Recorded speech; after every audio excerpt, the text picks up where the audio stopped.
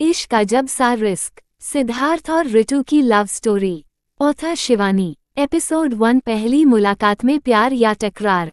दिल्ली की लाइफस्टाइल पूरे देश में चर्चा का विषय बनती थी। आखिर पूरे देश का कैपिटल जो थी, सभी एक से बढ़कर एक अमीर खानदान हो या मिडिल क्लास फैमिली, सबके अपने शौक और नखरे तो थे ही, साथ में प्रॉब्लम भी थी। दिल्ली में अभी विंटर का सीजन चल रहा था। सड़क पर अक्सर कोहरा ही दिखाई देता था और पॉल्यूशन भी। यहीं पर सभी को कंट्रोल, मेरा मतलब लॉ एंड ऑर्डर बरकरार रखने के लिए दिल्ली पुलिस दिन रात एक कर देती थी। सड़क पर एक वाइट कलर की कार धीरे धीरे चल रही थी। वो पुलिस की कार थी जो पेट्रोलिंग करने के लिए निकली थी। सड़क पर कोहरा था तो साफ साफ आगे का देखना थोड़ा मुश्किल होता जा रहा था। सड़क पर लोग गर्म कपड़े पहने पैदल चल रहे थे। ये सड़क मेन रोड से अलग थी तो ट्रैफिक इतना नहीं था। वहाँ मार्केट लगा हुआ था जहाँ मिडिल क्लास फैमिली के लोग अपनी ज़रूरत के हिसाब से सब सामान लेने आते थे। यहीं पर कोई दिक्कत ना हो इसीलिए आज के दिन पेट्रोलिंग का काम पुलिस वालों को सौंपा गया था, क्योंकि यहाँ पिछले कुछ वक्त से पॉकेटमार की कंप्लेंट्स बहुत आ रही थी और इसीलिए कुछ पुलिस वाले आम लोगों की तरह ही अपना भेस बदलकर भीड़ में घुस गए थे उस पॉकेटमार को पकड़ने के लिए। पुलिस की कार में 3 लोग थे, तीनों लेडीज ऑफिसर थी। मैडम, आप आज यहाँ कैसे? आपने तो 15 दिन की छुट्टी ली है ना? ऋतिका ने पूछा। हाँ, पर कल से छुट्टी पर हूँ, आज बस थोड़ा काम था इसीलिए, ऋतु ने कहा। पीछे बैठी कृषा भी बोली। मैडम, आप घर जाने वाली हो तो मेरे लिए मिठाई लेकर आना, मुझे गुलाब जामुन बहुत पसंद है। जाती तो लेकर आती पर मैं नहीं जाने वाली, ऋतु बोली। पर क्यों? ऋतिका ने पूछा। क्योंकि मुझे शादी नहीं करनी, ऋतु बोली। हाँ मैडम, पर शादी तो आपको एक ना एक दिन करनी ही पड़ेगी ना, ऋतिका ने कहा। जानती हूँ, पर मुझे उससे नहीं करनी जिससे मेरे पापा करवाना चाहते हैं। वो सिर्फ अपना बिजनेस को बढ़ाने के लिए ये सब रिश्ता फिक्स करने में लगे हैं और मैं कोई बिजनेस डील नहीं हूँ किसी की, ऋतु ने जवाब दिया। तो फिर क्या करोगे आप? किसी ना किसी से तो शादी करनी ही पड़ेगी, ऊपर से आपका तो कोई बॉयफ्रेंड भी नहीं है, कृषा ने कहा। हाँ जानती हूँ, पर जरूरी थोड़ी है कि बॉयफ्रेंड होगा तभी शादी होगी, अरेंज मैरिज भी तो होती ही है, ऋतु ने जवाब दिया। तभी ऋतु का फोन बज उठा। हेलो, ऋतु ने फोन उठाया। तेरी माँ बोल रही हूँ, सामने से आवाज आई। हेलो हेलो माँ, आवाज कट रही है, नेटवर्क वीक है, मैं बाद में फोन करती हूँ, बोलकर ऋतु फोन रखने ही वाली थी कि खबरदार, जो फोन रखा है तो मैं और तेरा भाई तुझे लेने अभी के अभी दिल्ली आएंगे, समझी? ऋतु की माँ सीमा जी ने कहा। अब तो ऋतु के पास सुनने के अलावा कोई चारा नहीं बचा था। अब क्या हुआ? ऋतु ने पूछा। अब नेटवर्क कहाँ गया तेरा? ठीक हो गया, सीमा जी कटाक्ष में बोली। माँ, जो बोलना है जल्दी बोलो, ऋतु ने कहा। देख, सीधे बोल रही हूँ, तेरे पापा ने तेरी शादी फिक्स कर दी है और मुझे कोई बहाना नहीं सुनना, सीमा जी के बोलते ही मानो ऋतु पर मुसीबतों का पहाड़ ही टूट पड़ा था। माँ, आपने प्रॉमिस किया था कि आप 6 महीने तक वेट करेगी, अभी मैं बस 27 साल की हूँ, अभी भी काफी टाइम है मेरे पास, ऋतु बोली। पर तेरे दादाजी के पास नहीं है, वो कभी भी स्वर्ग की यात्रा कर सकते हैं, समझी? और इसीलिए तेरे पापा ने ये फैसला लिया है, सीमा जी ने कहा। यार दद्दू कहीं नहीं जाने वाले, मुझे फंसाने के लिए ये सब उनकी चाल है, ऋतु बोली।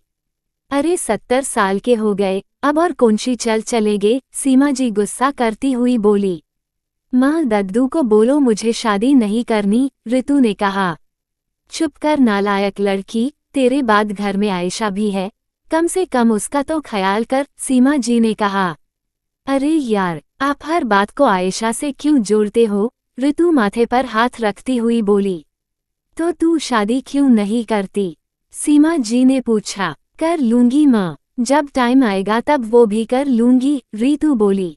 टाइम अब आ गया है, आज सोमवार है और रविवार तक तू मुझे यहाँ मुंबई में चाहिए, नहीं तो फिर तू जाने और तेरे पापा, सीमा जी ने बोलकर फोन रख दिया। हेलो माँ, हेलो, फोन रख दिया। ऋतु अपने मोबाइल को हाथ में पकड़े हुए देखती हुई बोली। कमाल है, 70 साल के हैं अभी दादू, इतनी जल्दी थोड़ी भगवान के पास जाने वाले हैं, ऋतु नाराज होती हुई बोली। लगता है आंटी ने डेडलाइन घोषित कर दी है, रितिका ने कहा। तभी रितु की नज़र सामने गई। सड़क की दूसरी ओर से एक जवान लड़का एक बूढ़ी और अंधी औरत को सड़क पार करवा कर ला रहा था। गाड़ी रोक यहीं पर, रितु बोली। क्या हुआ मैडम, रितिका ने पूछा। रितु बोली। लगता है वो फिर से आ गया, क्रिसा बोली। कौन फिर से आ गया, रितिका ने पूछा। वही जिसे देखने के लिए मैडम अक्सर यहाँ पेट्रोलिंग के बहाने आ जाती है, क्रिसा बोली। क्या, और मुझे पता भी नहीं है, रितिका ने कहा। वैसे कौन है वो, रितिका ने पूछा। सामने ही होगा, 1 मिनट, बोलकर क्रिसा आगे की तरफ झुकी। हाँ वो देख, सफ़ेद रंग की टी शर्ट और फॉर्मल पेंट में सामने खड़ा है, क्रिसा बोली। रितिका सामने देखने लगी। दोनों ही बातें किए जा रहे थे पर रितु का ध्यान ही नहीं था, वो तो बस उस एक लड़के को देखने में लगी हुई थी जिसकी सिंपल लाइफ से वो काफ़ी ज़्यादा अट्रैक्ट हुई थी। ये तो सिंपल सा लड़का है, रितिका बोली। इसीलिए तो मैडम दिल दे बैठी है, क्रिसा ने बताया। यार इसका पहनावा तो देख और मैडम को देख, रितिका फिर से बोली। प्यार अंधा होता है, सुना नहीं क्या, क्रिसा ने कहा। यार कानून अंधा होता है, रितिका ने बताया। हाँ पर अब नहीं रहा, वो जमाना गया कि कानून के अंधा होने का सब फायदा उठाते थे, क्रिसा बोली। अभी तो बस प्यार ही अंधा होता है, आगे कहते हुए क्रिसा भी उस लड़के को देखने लगी। रितिका भी अब उसे देखने लगी। अब मैं भी तो जरा देखूं, आखिर क्या खास बात है उसमें, जो मैडम को अपना दीवाना बना दिया है, रितिका मन में बोलती हुई उस लड़के को देखने लगी। सभी देखे जा रहे थे। गाड़ी साइड में थी तो कोई दिक्कत नहीं थी। वो लड़का सामने खड़ी बूढ़ी औरत को नारियल पानी पिला रहा था, फिर आगे जाके 2-3 बच्चों के साथ कंचे खेलने लगा। ये क्या कर रहा, इसकी कोई जॉब भी है या नहीं, रितिका ने पूछा। अरे राइटर है, मेरा मतलब लेखक है, नॉवेल लिखता है कंपनी के लिए ऑनलाइन, क्रिसा बोली।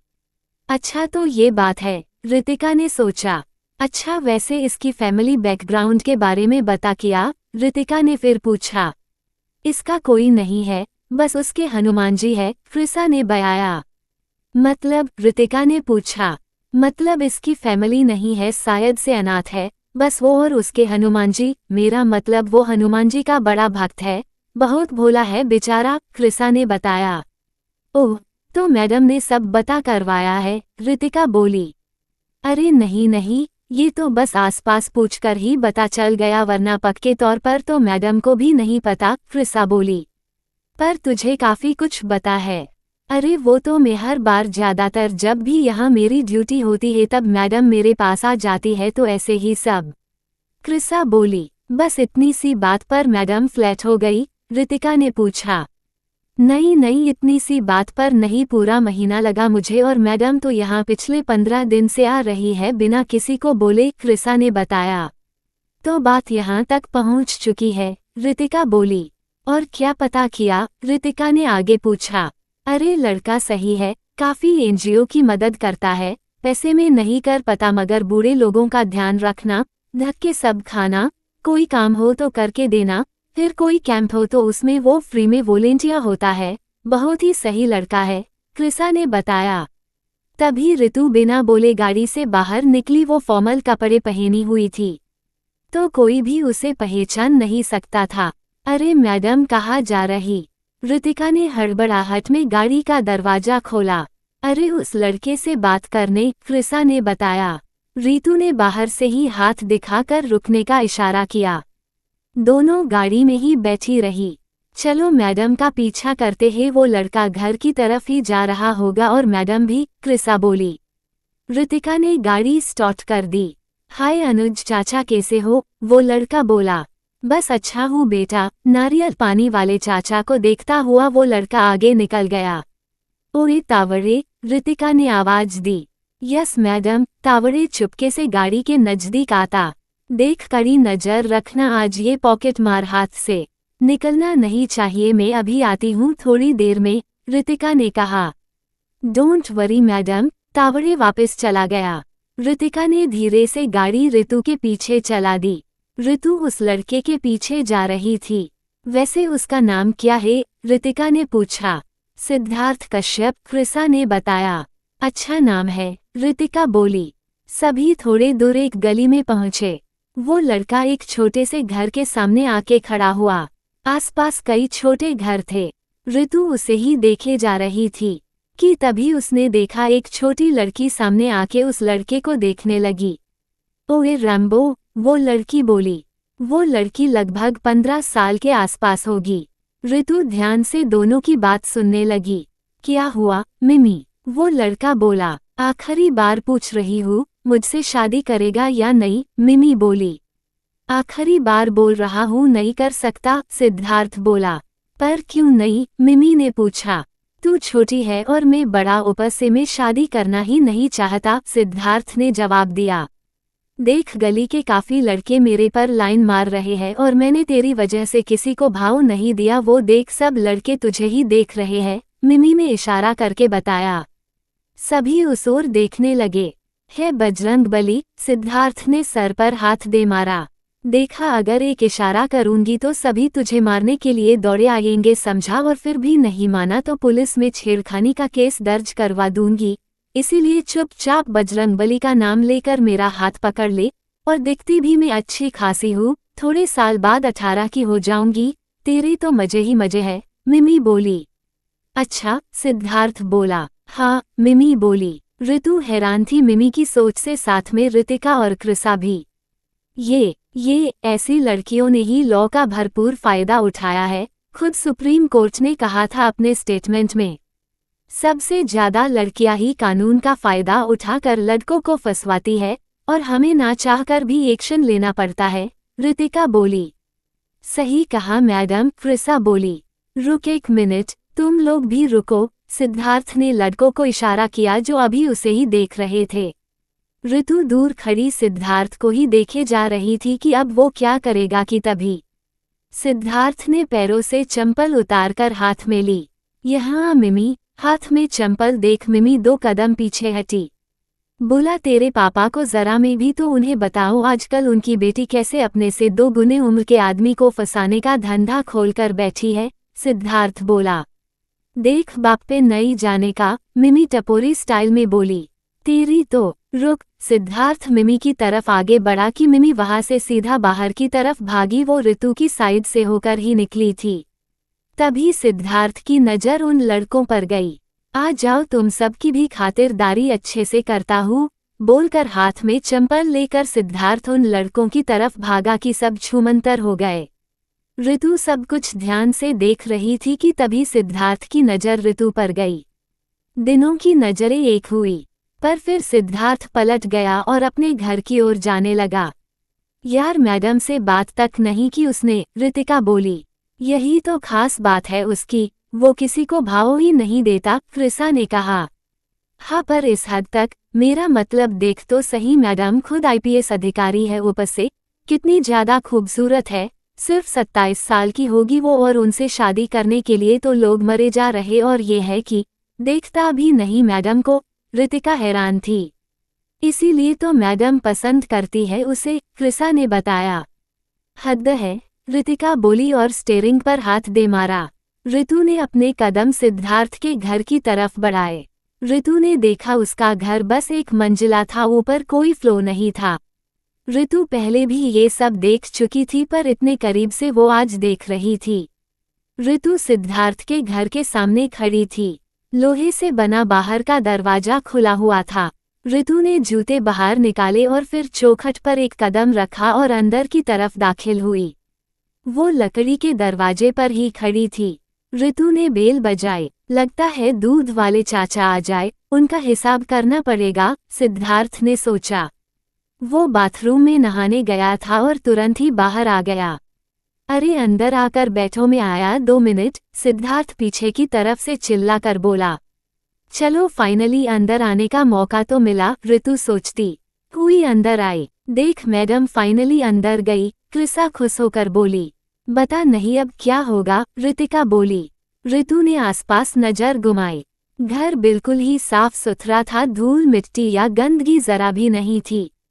तो जनाब को सफाई काफी पसंद है, कुल, ऋतु सोचती हुई बोली।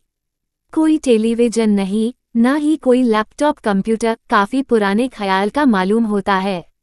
अरे ये क्या, तो जनाब रेडियो के शौकीन है, गाना पसंद है मतलब कि। ऋतु सामने पड़े रेडियो को देखती हुई बोली। ऋतु ने थोड़ा उठकर नजर घुमाई, तो खाना भी खुद ही बनाता होगा। आगे किचन की तरफ नजर फेरती हुई ऋतु बोली। यानी अकेला है, परफेक्ट फॉर माई लाइफ, ऋतु खुश होती हुई बोली। तभी सिद्धार्थ माथे पर टॉवल डाला हुआ बाहर आया।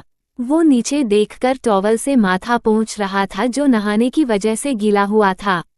ऋतु ने उसे सर से लेकर पांव तक देखा। मस्कुलर बॉडी देखकर ऋतु शॉक्ड थी। किसी सिंपल सी लाइफ स्पेंड करने वाले की ऐसी बॉडी तो नहीं हो सकती थी। गले के muscle, six pack abs, thigh के मसल, ट्राइसेप बाइसेप, सब कुछ परफेक्ट था।